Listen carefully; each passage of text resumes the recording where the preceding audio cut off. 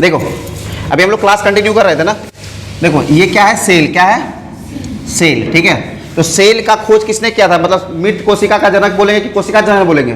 तुम लोग को पढ़ा है ना, कोशिका का जनक। मृत कोशिका का खोज किया था रॉबर्ट हुक, लेकिन उसको कोशिका का क्या बोलते हैं, जनक, फादर ऑफ द सेल।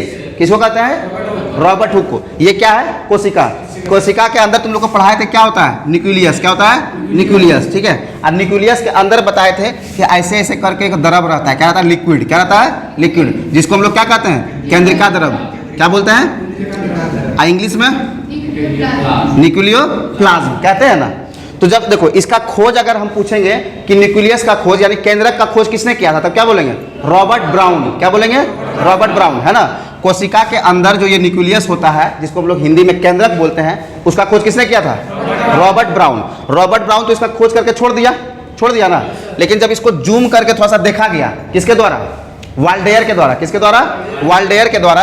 तो यहाँ पे देखा कि इसके अंदर ना कुछ ऐसे करके है, क्या है, कुछ इस आकार में है, ठीक है, इस आकार में कुछ है, ठीक है। जब इसको देखा गया अरे इसके अंदर तो क्या है, क्रोमोसोम है। क्या है, क्रोमोसोम। तो अगर तुमसे पूछा जाए कि क्रोमोसोम का खोज किसने किया, क्या बोलेंगे, वाल्डेयर। क्या बोलेंगे, वाल्डेयर। क्रोमोसोम का खोज किसने किया, वाल्डेयर। जब इसको और जूम करके इसको नोचा गया, पहले तो इस आकार में देखा कि कुछ तो इस तरह का है, रेंज आकार में, रेंज जैसा लग रहा है ना। जब इसको देखा गया, इसको कौन देखा था, वाल्डेयर। लेकिन इसको जब नोचा गया ऐसे करके, इसको जब नोच लिया गया, ऐसे ऐसे करके नोचा गया, ठीक है। स्प्रिंग नुमा दिख रहा है, थोड़ा सा बड़ा कर दिया हम, ठीक है। जब इसको नोच के देखा गया तो इसमें क्या देखा गया, इसको बोला गया ये डीएनए। क्या है, डीएनए।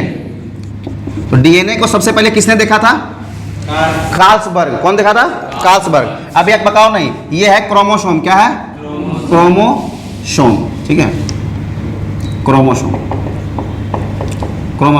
क्रोमोसोम को जब नोचा गया, खोला गया, इसको थोड़ा और जूम करके जब इसको नोच के देखा गया कि इसके अंदर क्या भरा पड़ा है, तो इसके अंदर क्या देखा गया, डीएनए। क्रोमोसोम को देखा कौन था, वाल्डेयर। कौन देखा था, वाल्डेयर। लेकिन जब इसको नोचा गया तो सबसे पहले क्या निकला, डीएनए।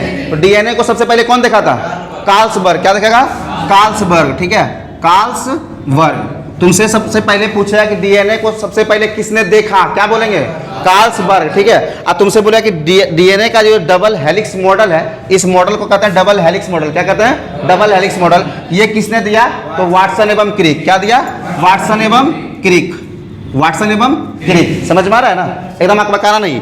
न्यूक्लियस का खोज किसने किया था, Robert brown. Speak loudly. Nucleus का खोज रॉबर्ट ब्राउन। जब ये न्यूक्लियस को इस आकार में जब जूम करके देखा गया तो ये क्या मिला उसमें, क्रोमोसोम। क्रोमोसोम को खोज किसने किया था, वाल्डेयर। और जब इसको नोचा गया सबसे पहले तो उसमें क्या दिखा, डीएनए। सबसे पहले कौन देखा था, कार्लसबर्ग। और डीएनए का जो मॉडल तैयार किया वो कौन किया था, वाटसन एवं क्रिक, ठीक है।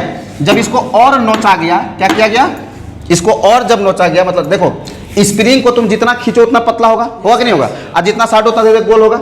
जब इसको और फैलाया गया इस आकार में, ठीक है, इस आकार में कंटिन्यू होते गया, समझ में आ रहा। तो इसके अंदर देखा गया कि बाप रे, ये जो पार्ट है ना, लंबा करने के बाद देखा गया इसके अंदर भी कुछ है। क्या है, इसके अंदर भी कुछ है। तो इसको क्या बोला गया, जीन बोला गया। क्या बोला गया, जीन। समझ में आ रहा है। तो जीन का खोज किसने किया, जीन का जोहानसन। कौन क्या था, देखो, जीन जोहानसन। क्या बोलेंगे, जोहानसन, ठीक है, कोई दिक्कत है। जीन का खोज किसने किया। अब एक चीज समझो, अगर जीन को हम समेटेंगे तो क्या बनेगा, और डीएनए को समेटेंगे तो क्या बनेगा, क्रोमोसोम को घुसा देंगे यहाँ तो क्या बनेगा, न्यूक्लियस। कहीं कोई दिक्कत है। तो सबसे पहले न्यूक्लियस का खोज किसने किया, रॉबर्ट ब्राउन। न्यूक्लियस को जूम करके क्रोमोसोम का खोज किसने किया, वाल्डेयर। और जब क्रोमोसोम को खोला गया तो सबसे पहले डीएनए को किसने देखा था, और डीएनए को जब और लंबा खींचा गया तो उसके अंदर क्या मिला, जीन मिला। समझ में आ रहा। तो जीन का खोज किसने किया, जोहानसन, ठीक है। अब ये जो डीएनए है, ठीक है, डीएनए क्या होता है और जीन क्या होता है, ये सब चीज हम तुमको बताएंगे कि इसमें क्या होता है, फॉर्मूला होता है। क्या होता है, फॉर्मूला होता है, गुणसूत्र होता है। क्रोमोसोम को क्या कहते हैं हम लोग हिंदी में, गुणसूत्र कहते हैं। क्या कहते हैं, गुणसूत्र। इसी में हमारे अंदर का जितना भी गुण होता है ना, वो हमारे आने वाले पीढ़ी में जाता है। अब आने वाले पीढ़ी में हमारा गुण जो है, हमारा गुण इन द सेंस ये नहीं कि हम टीचर है तो मेरा बच्चे के अंदर टीचर का गुण चल जाएगा। बेटा बाप किसान है तो बेटा के अंदर किसान, बाप इंजीनियर है तो बेटा के अंदर इंजीनियर वाला गुण, ऐसा कुछ नहीं है। हमारे अंदर जो बायोलॉजिकल रूप से, कहने का मतलब है नेचुरली रूप से जो हम लेके आते हैं, जैसे नेचुरली रूप से हम क्या लेके आते हैं, गुस्सा, क्रोध लेके आते हैं, बकलोलिया, ये तो खून की कमी से होता है। कहती है हाँ, अरे गुस्सा करो तो प्रकृति का देन है, ये तो खून की कमी है। अगर हम अच्छा डाइट लेंगे, अच्छा खाना खाएंगे, शरीर सेहत स्वस्थ अच्छा रहेगा तो हमारे अंदर खून की कमी नहीं होगा, हम कम चिड़चिड़ाएंगे, है ना।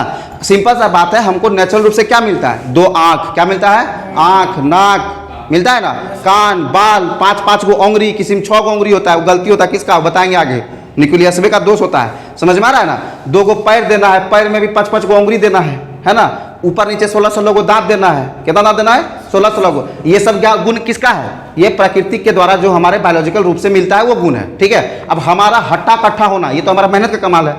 खूब खाना पीना खाए, खूब जिम जाके किए तो हट्टा कट्टा। अब ऐसा तो नहीं मेरा बच्चा पैदा होगा तो पहलवान पैदा होगा, ऐसा थोड़ी है। हाँ, वो भी पैदा होगा, अगर उसका भी डाइट अच्छा मेंटेन होगा तो वो भी हो जाएगा, लेकिन उसके अंदर भी 5 गो उंगली होगा, उसके अंदर भी 2 गो आंख होगा, उसके अंदर भी 2 गो पैर होगा। ये सब डिसाइड करने का काम कौन करता है, गुणसूत्र करता है। कौन करता है, गुणसूत्र। समझ में आ रहा है ना। तो हमारे अंदर जो हम जिस तरीके से हैं, हमारा जो फॉर्मेशन आने वाली पीढ़ी का होता है उसका डिसीजन कौन लेता है, गुणसूत्र। मतलब उसके अंदर क्या क्या होगा। देखो, लड़की होगा तो लड़की को मोछ होगा, ये कौन डिसाइड करेगा, गुणसूत्र। मोछ होता है नहीं, लेकिन कभी कभी किसी का गुणसूत्र पगलाता है ना, वह मोछे उगा देता है, वह लड़कियों को देखेगी मोछ हो जाएगा, पता है ना। किसी किसी में गुणसूत्र पगलाएगा ना, देखेगा 6 गो उंगली हो जाएगा, क्या हो जाएगा, 6 गो उंगली होना चाहिए, कितना, 5 गो, कोई दिक्कत है। लेकिन हम लोग क्या देखते हैं कि ये जो क्रोमोसोम होता है इसको हम लोग गुणसूत्र कहते हैं। क्या कहते हैं, गुणसूत्र जो कहते हैं, ये कितना होता है, 23 जोड़ा होता है। कितना होता है, 23 जोड़ा। हमारे शरीर में कितने गुणसूत्र होते हैं, 23 जोड़ा। 23 जोड़ा ही क्यों सर, तो हमारे शरीर का हर एक पार्ट को देखें, लगभग बहुत सारे ऐसे पार्ट होते हैं जो कि क्या होते हैं, जोड़ा में होता है। जैसे 2 आँख, नाक का 2 गो छेद, 2 गो कान, ऊपर नीचे जॉ जिसको कहते हैं, अपर जॉ लोअर जॉ कहते हैं ना, हाँ, 2 हाथ 2 पैर, इसमें 5-5 गो उंगली, नीचे में भी 5-5 गो उंगली, 2 घुटना 2 टकना, क्या क्या होता है, बहुत कुछ होता है ना, 2 एल्बो 2 शोल्डर, बहुत कुछ 2 होता है। हमारे शरीर में बहुत कुछ ऐसा अंग होता है जो कि क्या होता है, जोड़ा में होता है। 2 किडनी, 2 गो दिल, 2 गो दिल होता है नहीं, 2 गो दिल तो नहीं होता। क्या वो गाना गाया है, काश कहीं ऐसा होता 2 दिल होते सीने में, है ना। अब 2 दिल कहा होगा सीने में, कहा उस लतिया का आया है, देखो उसका दिल तोड़ के आई है तो मतलब खंजर भोंकी है दिल में। अब वो गाने गा रहा है, मतलब कह रहा है साइंस को कि हम लड़की पटाना, लाल फिर हरियर करना नहीं छोड़ेंगे, हमारे अंदर एक बार दिल भर दो। कहने का मतलब है कि क्रोमोसोम जो है, जो तेरा गुणसूत्र है, ये 46 गो होता है ना, इसको 47 गो कर दो, देखो दिल और हमारे अंदर बढ़ जाएगा, मतलब पूरा चेंज। अरे गधा कहीं का उसको समझाओ कि तुमको 2 गो दिल करने के चक्कर में जीन बदलना पड़ेगा, डीएनए बदलना पड़ेगा, क्रोमोसोम में चेंजिंग करना पड़ेगा, बहुत कुछ करना पड़ेगा मेहनत, तब तुमने 2 गो दिल होगा। चलो 2 गो दिल करवाइयो दिए, क्या गारंटी है फिर कहीं लाल के हरियर करके नहीं तोड़वाएगा। अब नहीं बोलेगा, हे काश कहीं होता 3 गो दिल होता सीने में, एगो मैट्रिक के लिए, एगो इंटर के लिए, ग्रेजुएशन के लिए, अब फिर तीनों में अगर खंजर भोकाता गाता 4 गो दिल होता। अब हद तो तब हो गया, इसका गाना सुन के पियकड़ो गाने लगा, काश कहीं ऐसा होता 2 लीवर होते पेट में, एक फट भी जाता पीने में, तकलीफ ना होती जीने में। ऐसा होता है कि नहीं होता है, लो आप पियकड़। अब अलग अलग डिजाइन से लोग गाना निकालने लगा, तो उसको समझाओ इस चीज को कि बाबू ये सब काश से कुछ नहीं होता है, गुणसूत्र से होता है। किससे होता है, गुणसूत्र। तुमको अगर बहुत चेंज करवाना है, जाओ किसी से गुणसूत्र लो, डॉक्टर से जाके घुसवा लो, 1 दिन नहीं 8-9 गो दिल तुम्हारे शरीर में हो जाएगा, जने मन करेगा उधर खंजर भोंकवाते रहना, कोई फर्क नहीं पड़ेगा। समझ में आ रहा है ना।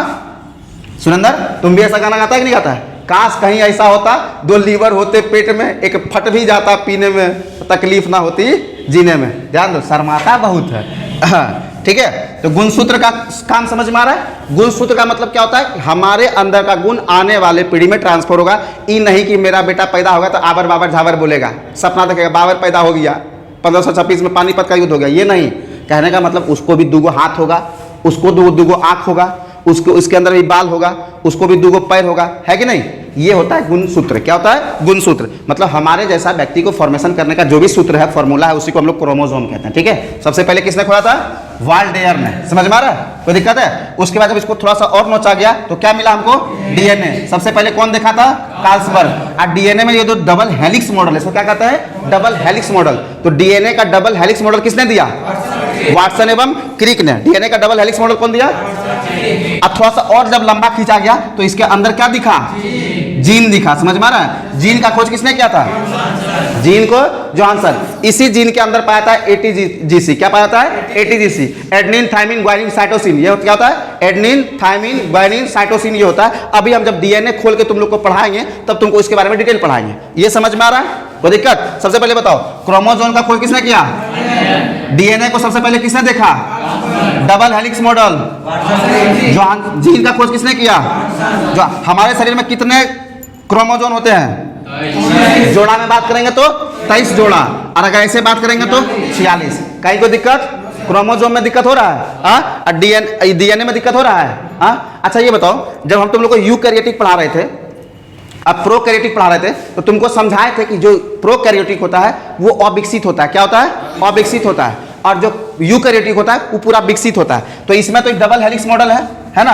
अगर ऐसे करके सिंपल छोड़ दिया जाए, इसको सिंगल हेलिक्स मॉडल कहेंगे। क्या कहेंगे? Single helix. तो ये क्या होता है? ये क्या होता है? अविकसित। इसी को कहते हैं आरएनए। क्या कहते हैं? आरएनए। आरएनए डीएनए एक बढ़िया टॉपिक है, वो अलग क्लास में बताएंगे, अभी नहीं बताएंगे। समझ में आ रहा है? क्योंकि अभी कराएंगे तो क्लास 2 घंटा एक्स्ट्रा घुस जाएगा। अभी समझो ये क्या हो गया? आरएनए। अब ये बताओ कि जो प्रोकैरियोटिक होता है, क्या होता है? प्रोकैरियोटिक, उसमें आरएनए पाया जाएगा कि डीएनए पाया जाएगा? आरएनए। क्यों? क्योंकि ये अविकसित है। क्या है? अविकसित है। और हमारे बॉडी में, जंतु में समझ में आ रहा है? जंतु कहने का मतलब तो सिंपल हो गया, घोड़ा हो, गधा हो, सब में क्या होगा? सब में डीएनए होगा। और जितना बैक्टीरिया वायरस है उसमें क्या होगा? आरएनए होगा। समझ में आ रहा है? क्यों? क्योंकि ये अविकसित है। अगर इसी में ऐसे करके घुमा दिया जाए तो ये क्या बन जाएगा? डीएनए।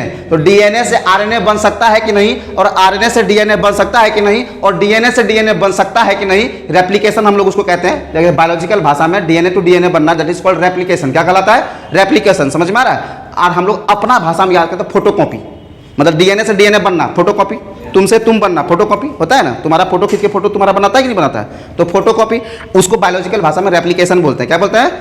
एक आज देखो, डीएनए से आरएनए बनना वो कहता है ट्रांसक्रिप्शन। क्या कहता है?